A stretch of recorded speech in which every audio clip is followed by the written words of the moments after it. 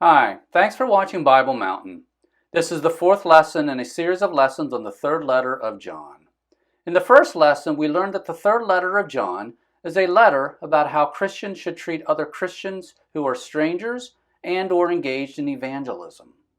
In the second lesson, we learned that 3rd John is part of a collection of letters that were written by various church leaders to Christians and other churches.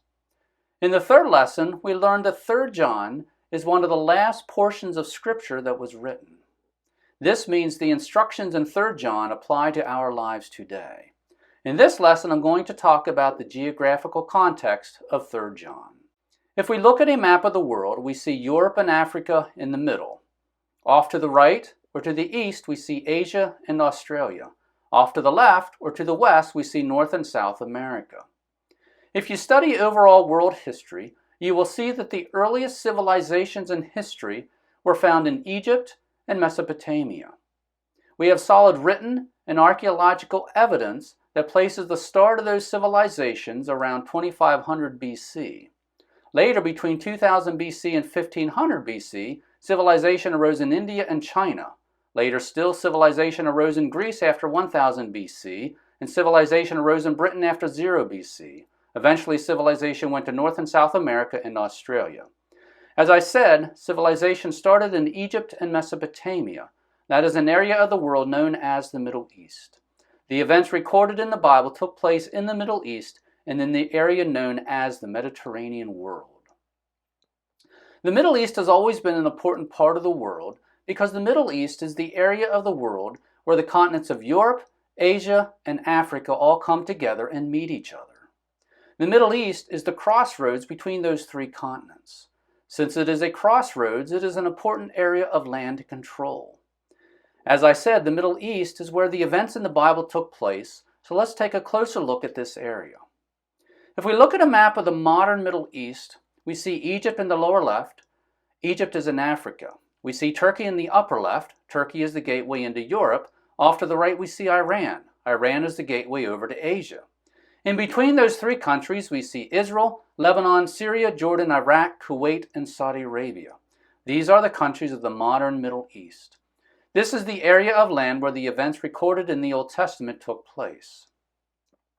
The Old Testament tells us about events that took place between the creation of the world and 400 BC. All during that time span, the dominant world powers were in Egypt and the Mesopotamian Valley. The Mesopotamian Valley is in what we know today as Iraq. Those civilizations, those great empires, were founded on important rivers. In Egypt, it was the Nile River. In Mesopotamia, it was the Tigris and Euphrates rivers. Between the Old Testament and the New Testament, there was a major shift westward. Between 400 BC and 300 BC, Greece became the dominant world power. Alexander the Great was from Greece. He conquered the entire Middle East. After Greece declined, Rome became the dominant world power. By the time of the birth of Christ, Rome had conquered the Mediterranean basin and the Middle East. The New Testament reflects that geographical shift. The events in the New Testament are centered around the Mediterranean world, not the Middle East. If we look at a map of the modern Eastern Mediterranean world, we see Italy in the upper left, we see Greece in the upper middle, and Turkey in the upper right. Below Turkey, or south of Turkey, we see Syria, Lebanon, Jordan, and Israel. The first 4 books of the New Testament are the 4 Gospels, which tell us about the life of Jesus. Other than a little bit of time in Egypt, Jesus spent his life in the area we know today as Israel, the West Bank, and Jordan. That is where he conducted his ministry. After Jesus rose from the dead, and before he ascended to heaven, he gave his apostles a commission to go out and tell the whole world about him. The book of Acts tells us what the apostles did as they started going out and telling the world about Jesus. First, the apostles went to people in the area around Jerusalem and Israel. Then they took the message up to the area we know today as Syria, Cyprus, and Turkey. Then they took the message into areas we know today as Greece and Italy. As the apostles were going out and sharing the gospel, various church leaders wrote letters to Christians and other churches giving instruction on how we should live our lives. 3rd John is one of those letters. This process of taking the gospel message to the whole world continues today. You and I, as Christians in the 21st century, are part of the process of taking the gospel message to the world.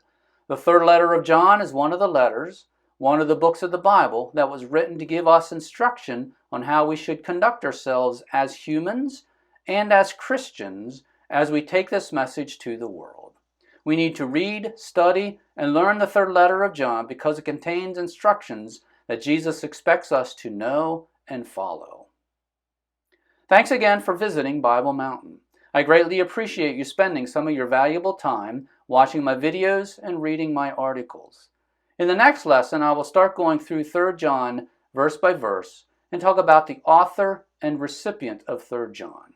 If you haven't already done so, please join either my email list or my Patreon page in order to make sure you receive that lesson as well as all of the future lessons in this series.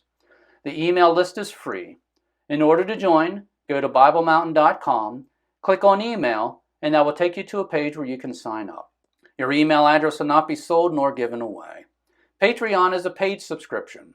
This helps me cover the cost of producing Bible Mountain. If you sign up today, I will send you a free music CD.